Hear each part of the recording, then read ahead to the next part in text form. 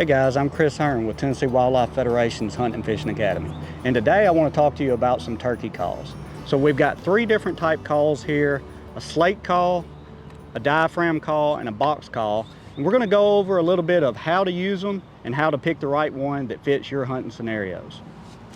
So to start off, I want to start with the slate call, and there's a bunch of different factors that's going to influence how a slate call sounds and also kind of the unique situations in which you can use it. So the first is going to be the material of the actual slate. So this is crystal on this side for this particular slate call, and then it's actually got slate on the other side. Some of the biggest takeaways when you're dealing with a slate call is the conditioning of the slate. And you can see here on the top portion of the crystal side, we've used our striker, which is what we're going to use to make the friction that makes the sound to call the turkeys. And we've conditioned this crystal, and we just lightly kind of scuff that up. We're moving the striker or whatever you're using, abrasive, to scuff the crystal. We're moving it horizontal, and then we're going to move our striker vertically across this call. And then as for the slate, I like to use the SOS pad that doesn't have any soap in it, just a plain SOS pad, same principle. And then once we get ready to drag the striker across the slate, same thing, we're going to move it across vertically to create the friction that's going to produce the sound that we're wanting. So to start off, another factor that's going to play into the way your slate call sounds is going to be the type of wood striker that you're using. So the harder woods, like a hickory, is going to make a little bit higher pitched sound, can be a little bit harder to use on certain substances or different materials of slate call, but it is a little bit louder and you can get a little bit more raspy. This is maple. This is what I've been using with this particular call here recently. It grips the slate and it grips the crystal really well and produces some real lifelike turkey sounds. But to start off, one of the most important things is how you grip your striker.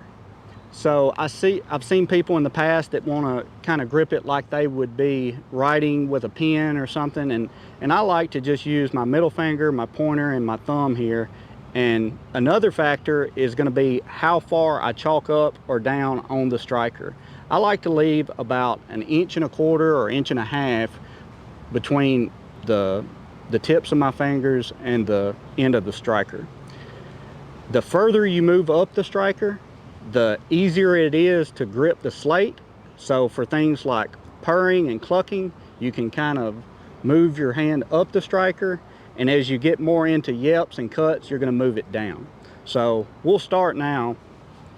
Every slate call has got a sweet spot that I find the best sounds to be produced from. So on this particular call, I found the top right corner of where I'm scuffing this crystal to be the most productive turkey sounds.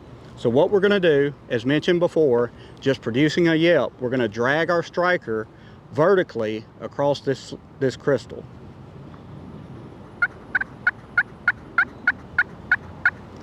And that's just producing a real soft yelp, kind of like a tree yelp. You can get into some longer strokes.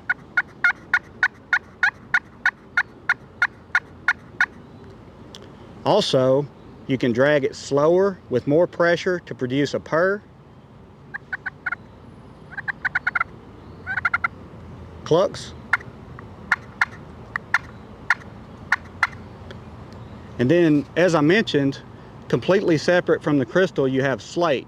Generally, strikers can grip slate a little bit easier than it does crystal, and you can really get by with a lot of softer, easier moves with your striker.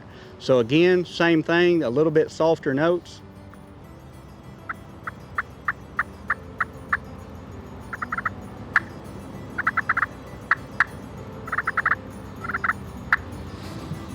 And that's some good advice on using slate calls and a little bit of the how-to and how to prep your different calls.